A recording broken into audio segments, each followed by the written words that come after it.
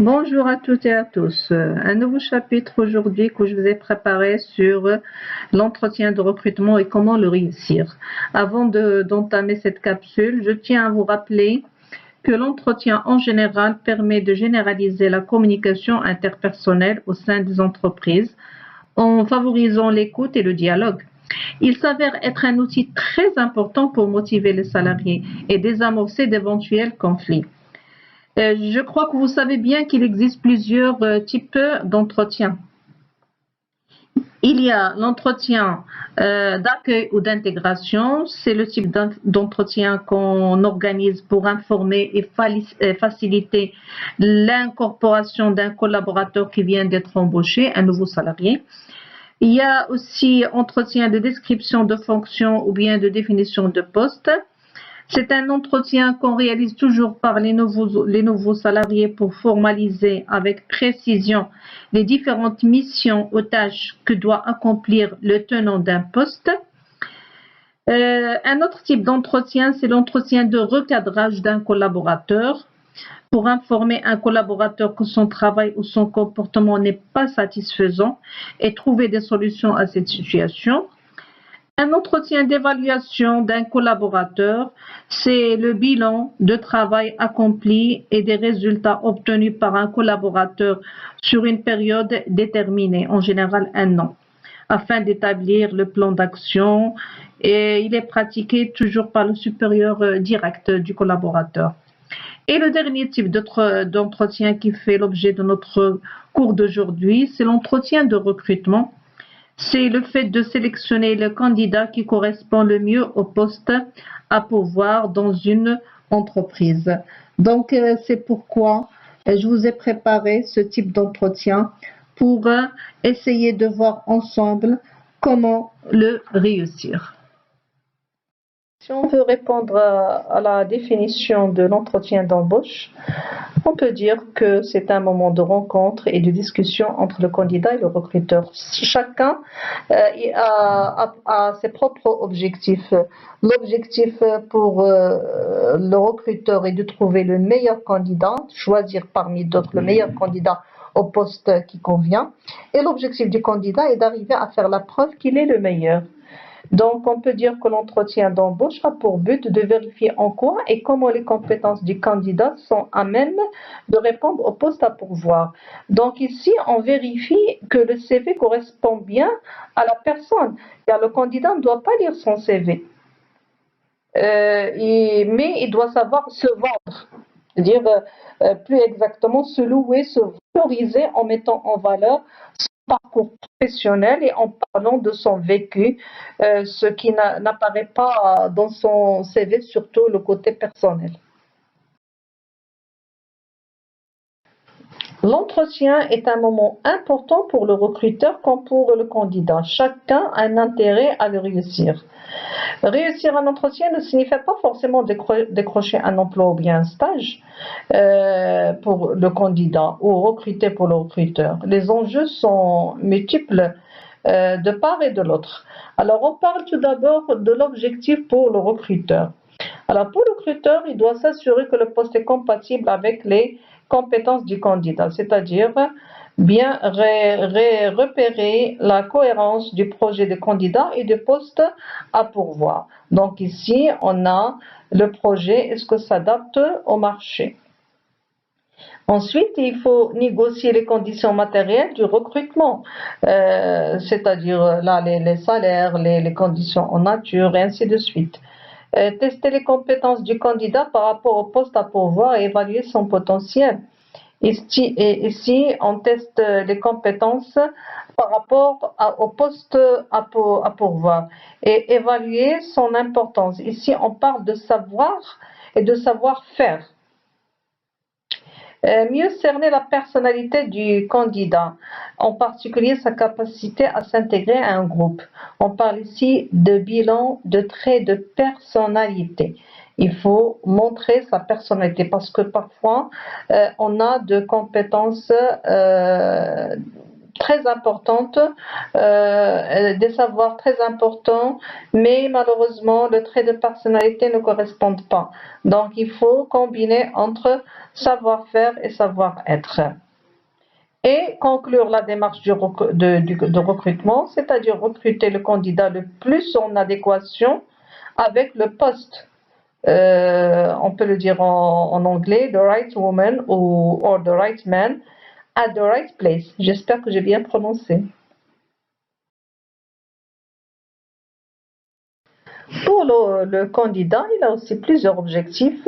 Premièrement, mieux connaître l'entreprise et mieux s'informer sur le poste. Bien sûr, avant de partir faire l'entretien, il faut réunir, chaque candidat doit réunir toute information, tout renseignement sur l'entreprise. C'est-à-dire l'environnement, son environnement, secteur d'activité, sa position sur le marché, son organisation et son style. Bien sûr, on peut réunir toutes ces informations, soit auprès des chambres de commerce, soit à travers les rapports annuels des actionnaires, soit à travers l'Internet. On trouve sur Internet plusieurs informations relatives à chaque entreprise. Ensuite, il faut négocier les conditions matérielles de son recrutement. Ici, on parle de marché, un marché à conclure. Donc, on peut négocier le salaire, les autres conditions en nature. Développer ses compétences clés par rapport au poste. On peut là faire savoir son bilan, savoir et savoir-faire, argumenter, démontrer, convaincre, vérifier ses compétences par rapport à tel poste, vérifier qu'il pourra réussir. Donc ici, le candidat doit faire de son mieux pour développer ses compétences. Montrer ses qualités, convaincre le recruteur qu'il saura s'adapter au poste. Ici, on parle de qualité personnelle parce qu'on peut trouver le même profil chez plusieurs candidats, c'est-à-dire les mêmes diplômes. Mais il faut montrer ses qualités, surtout les qualités personnelles qui permettent de distinguer entre un candidat et l'autre. Être capable de montrer ou de convaincre le recruteur de son coup d'avance sur les autres candidats. C'est ce que je viens de dire. Il doit se distinguer par rapport aux autres candidats. S'il veut être choisi, il doit se distinguer. Et enfin, vérifier sa motivation pour le poste selon l'intérêt ou pas pour le poste et l'entreprise, se faire embaucher ou pas, et dans tous les cas, vérifier sa motivation pour le poste.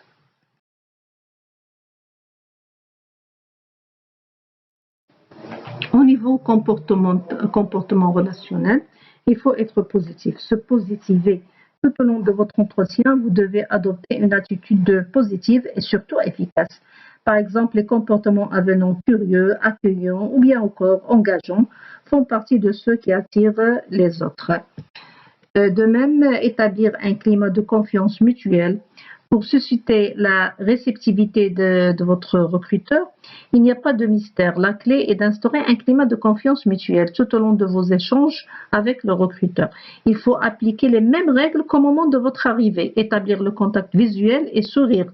Adopter alors une attitude conviviale, sans paraître désinvolte, en suivant des conseils, par exemple. Il faut avoir l'air détendu avant tout, parler avec assurance et montrer que vous êtes préparé, éviter les réponses fermées qui viendront hacher la discussion, ne vous braquez pas face à des questions embarrassantes, faites parler de la personne face à vous en lui posant des questions. Soyez attentif ou attentive aux mots-clés de la discussion afin de pouvoir les réutiliser dans votre discours. Respectez les rituels d'interaction. Ici, on peut parler de respect des usages, les règles de politesse et de savoir-vivre les plus élémentaires. Restez courtois en toutes circonstances. Restez maître de soi, contrôler ses réactions et son émotivité, respirer, retrouver son calme, ralentir son débit de parole et prendre le temps de choisir ses mots.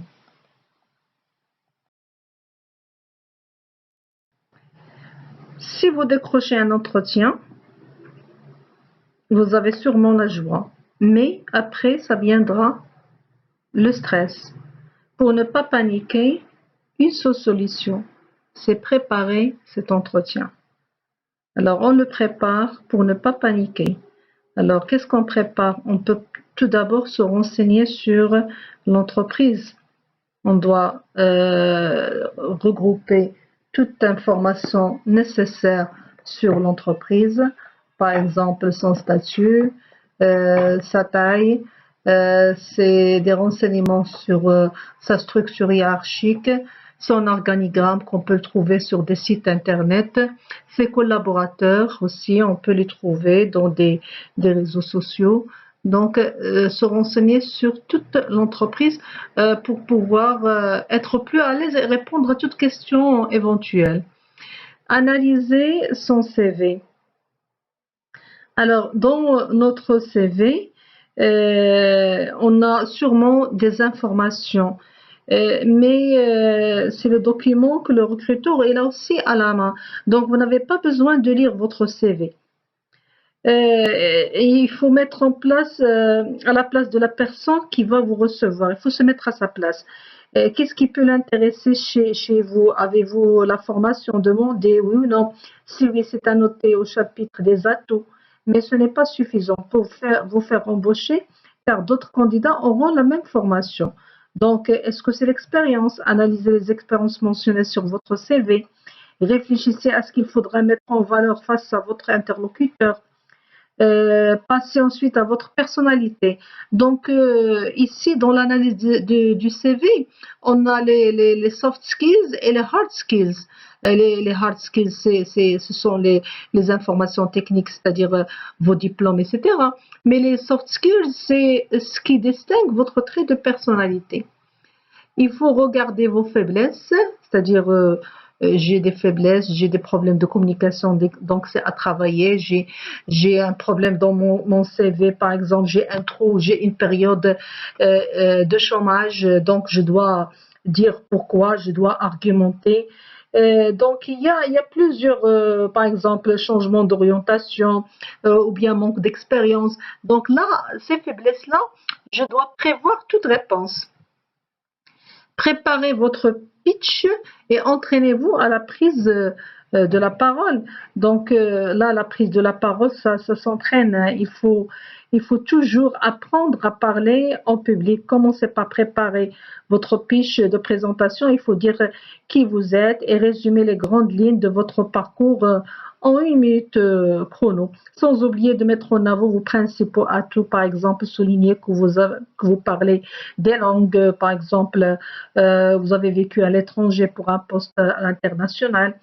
Exercez-vous à parler de façon fluide, ni trop vite, ni trop longtemps. Donc voilà ce que vous devez préparer. Et préparez aussi vos affaires, tout ce qui est nécessaire, les CV, même si vous avez déjà envoyé. Il se peut qu'on vous demande un autre, la convocation, l'original ou des copies certifiées de vos diplômes, des attestations de stage, etc.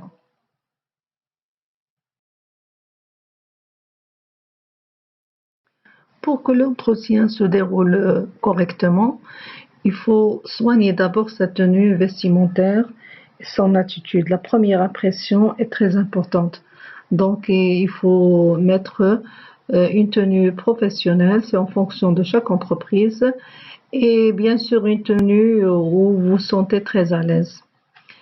Il faut saluer au début et remercier d'être reçu lorsque vous rentrez, bien sûr. Et il faut, lorsque vous dites bonjour ou bonsoir, il faut attendre qu'on vous demande de vous asseoir. Ensuite, vous prenez place. Et lorsque vous prenez place, faites très attention à votre posture. Même votre cartable ou vos documents, il ne faut pas les déposer sur le bureau du recruteur. Il faut savoir les mettre, les documents soit sur vos jambes, soit sur à côté, si vous avez un cartable, à côté de vos pieds, votre posture, vos jambes doivent être bien alignées, pas allongées devant, ou bien vous penchez pas sur votre chaise, donc une posture qui est convenable. Il faut montrer un intérêt certain pour le poste en demandant des compléments d'information. Ne pas hésiter à poser des questions. Les questions montrent que vous êtes intéressé pour le poste. Avoir une attitude d'écoute. L'écoute est très importante. L'écoute, il vaut mieux écouter que de parler. Lorsqu'on vous demande pas de parler, il faut écouter toujours. L'écoute, ça aide à comprendre et ça aide à parler. Donc, l'écoute aussi, c'est poser des questions, c'est confirmer. Ne pas hésiter à poser des questions, on vient de le dire. Donc, si j'écoute correctement, je pose des questions. Et montrer une certaine aisance. Ne montrez pas que vous êtes stressé.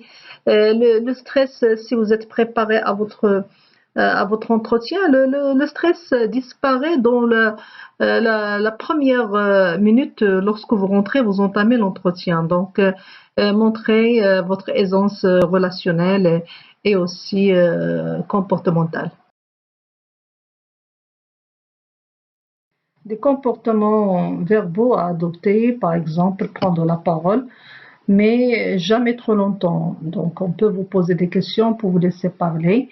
Il faut répondre juste à la question du recruteur et aux attentes du recruteur, parce que si vous dépassez le temps limité, on risque de vous arrêter parce que le recruteur il a un temps limité réservé pour l'entretien. Il faut répondre à toutes les questions que l'on pose. Il ne faut pas négliger une question parce que c'est en répondant à toutes les questions que le recruteur peut vous évaluer et remplir votre profil ou bien votre grille. Respecter les rituels d'interaction. Donc, les rituels d'interaction, ça reste le respect des usages, les règles de politesse, de savoir-vivre les plus élémentaires. Restez aussi courtois en toutes circonstances. Même si vous êtes gêné, même si vous avez fait des erreurs, toujours il faut rester courtois. Montrer une certaine aisance relationnelle. Lorsque vous parlez, il faut être à l'aise. Il ne faut pas être gêné. C'est pourquoi j'ai dit auparavant que vous devez toujours apprendre à parler en public, apprendre à prendre la parole. Savoir prendre congé, mais avant, il faut pas se gêner à poser des questions par exemple sur les prétentions salariales, des questions par exemple sur la durée de réponse, quand est-ce que vous recevez la réponse, des questions sur l'entreprise si vous avez des questions à poser. Donc toutes ces questions, lorsqu'on vous dit que c'est terminé, si vous avez des questions, vous pouvez les poser. Une fois que vous voulez prendre congé, vous remerciez le recruteur et vous prenez congé et comme ça vous allez respecter votre comportement verbal. Il faut savoir qu'une grande part du succès qu'auront vos réponses sera liée à votre communication non verbale, la CNV. En effet, de façon plus ou moins consciente, notre comportement, et notamment nos gestes et postures, influencent le jugement d'autrui et traduisent des messages, volontaires ou non. Ce sont alors autant d'éléments déterminants qui orienteront et conditionneront le recruteur dans sa prise de décision d'embauche. Donc, le champ est large. Tous les échanges et messages transmis sans utilisation de la parole sont concernés par la CNV. Cette dernière comprend donc toutes les formes de communication exprimées autrement que par les mots et regroupe entre autres, on peut trouver le comportement physique et vocal, les expressions faciales et micro-expressions, les manifestations physiologiques. Ainsi, la communication non verbale ne s'arrête pas seulement au corps en lui-même. Donc, on peut trouver, par exemple, on peut vous donner quelques conseils. Serrer la main avec conviction, avec assurance. C'est un comportement non verbal qu'on peut observer chez le candidat. Regarder son interlocuteur dans les yeux. Lorsque vous regardez les yeux, vous êtes sûr de vous. Vous n'avez pas honte, vous n'êtes pas intimidé, vous n'êtes pas stressé. Ne pas avoir un visage crispé, figé, mais plutôt souriant. Il faut être à l'aise. Et ne pas s'asseoir au bord extrême de sa chaise. Si vous n'êtes pas bien assis et votre posture n'est pas correcte, ça veut dire que le verbal n'est pas correct, c'est-à-dire vos traits de personnalité ne sont pas corrects.